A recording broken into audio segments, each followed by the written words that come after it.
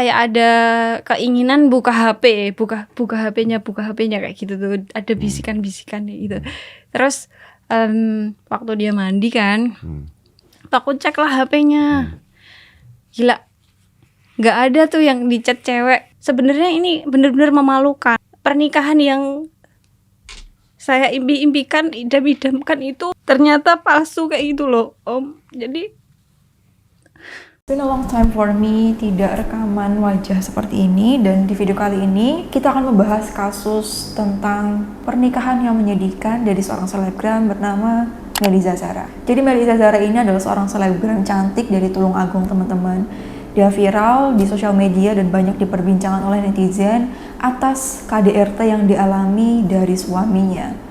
Setelah 9 bulan menikah dengan suaminya, setelah 9 bulan membangun rumah tangga bersama dengan suaminya, dia memergoki suaminya selingkuh dengan laki-laki lain. Dan dari fakta yang ada, ternyata perselingkuhan ini tidak hanya dilakukan sekali, tapi 2 bulan setelah Melisa menikah, dia sudah sempat memergoki suaminya chattingan dengan pria lain. Pada saat itu, Melisa masih memberikan kesempatan kepada suaminya untuk memperbaiki diri, istilahnya untuk bertobat dan tidak melakukan hal itu lagi. Tapi kenyataannya, perselingkuhan yang dilakukan gak cuma sekali, teman-teman, tapi berkali-kali, dan bahkan Melisa sempat memergoki suaminya check-in di sebuah hotel bersama dengan pria lain, dan pria ini berbeda dengan pria yang dia pergoki di chattingan sebelumnya. Dan yang lebih sedihnya lagi di sini, Melisa masih memberikan kesempatan kepada suaminya untuk memperbaiki diri. Namun kenyataannya, kesempatan yang Melisa berikan ini tidak dipergunakan dengan baik oleh suaminya, dan akhirnya melakukan perselingkuhan lagi dengan pria lain. Nah, ketika dia ketahuan selingkuh dengan laki-laki lain dan Melisa meminta klarifikasi kepada suaminya, disinilah suaminya malah melakukan kekerasan dalam rumah tangga terhadap Melisa. Dan yang lebih sedihnya lagi, ada salah satu fakta yang menyebutkan bahwa selingkuhan suaminya ini adalah orang yang menjadi saksi ketika mereka berdua menikah. Mungkin pertanyaan yang sama muncul dari benak hati teman-teman ya. Gimana sih caranya untuk mengetahui orang itu gay atau normal? Karena di sini Melisa pun menyebutkan sebelum menikah dia tidak menyadari bahwa suaminya ini adalah seorang gay. Jadi teman-teman, untuk mengetahui orang ini tuh gay atau normal itu perlu observasi ibaratnya. Kita perlu mengamati dia seperti apa. Kebanyakan dari ciri-ciri fisik orang yang gay, yang pertama dia penampilannya nyentrik. Kalau laki-laki pada umumnya suka berpenampilan yang simple, atau kalau warna itu ya like hitam, terus kemudian warna mungkin coklat atau apa. Untuk laki-laki yang gay, biasanya itu suka sesuatu yang mencolok warnanya, yang menarik perhatian. Kemudian yang kedua, dari cara berjalannya. Dalam pasangan gay itu kan juga seperti pasangan normal perannya ya, aku bilang perannya. Jadi ada yang sebagai laki-laki, ada yang sebagai perempuan di sana. Nah, untuk yang sebagai perempuan, itu cara berjalannya, kemudian bagaimana gesturnya itu hampir menyerupai perempuan. Kemudian ciri lain, mereka peduli sekali dengan penampilan.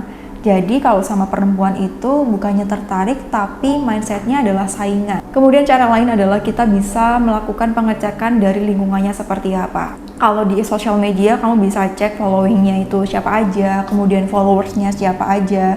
Biasanya circle-nya nggak jauh-jauh dari sana, teman-teman. Dan satu lagi yang perlu kita lakukan adalah sholat istiqoroh sebelum kita menikah dengan seseorang. Kita libatkan Allah dalam setiap keputusan kita, apalagi dalam hal pernikahan. Karena pernikahan adalah suatu hal yang sangat penting, dan kita pengennya seumur hidup kan, teman-teman. Seumur hidup itu waktu yang sangat lama sekali. Jadi kita minta pertimbangan, kita minta petunjuk dari Allah Subhanahu wa Ta'ala. Ya Allah, orang ini tuh baik gak ya buat aku saat ini dan di masa depan? Karena kita sebagai manusia itu banyak sekali lemahnya, dan kadangkala, bukan kadangkala ya, apalagi kalau perempuan itu nilainya udah pakai emosi, udah pakai perasaan, udah pakai cinta katanya, udah terlalu nyaman katanya. Segala fakta yang Allah kasih, segala petunjuk yang teman-teman kamu kasih tahu ke kamu, kamu jangan sama ini, orang ini tuh gini-gini dan semacamnya. Kadang-kala kita nggak mau lihat itu karena udah terlalu cinta, udah terlalu nyaman, seperti itu. Dari awal akun-akun fake kayak gitu tuh banyak yang bilang, ini loh si ini itu kayak gini, kok kamu mau sama dia?